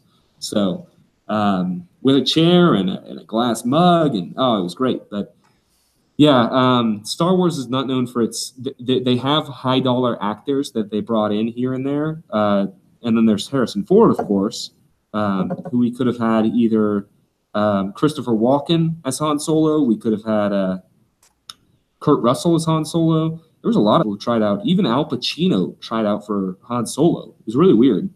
And the whole reason why this I do know, the only reason why Harrison Ford got it, they him to read the script because he was a carpenter and he was friends with Lucas and everything. And basically, he kept reading the script for Han Solo for everyone else, and they're like, you know what? Why don't you just be Han Solo? And we're down to one person watching the stream. But I might need to save and quit because apparently yeah, I'm seeing that it's got a lot of lag. That's weird. I'm not taking lag with you, but I guess they're getting it. Not a problem. Not a problem. Well, I can quit the game. AMP is saying that he thinks Kelsey Shannon's going to be on Sporkman soon. That's dope. Close that down. Also, Numbing is saying that his problem started before he game. Amp is saying after.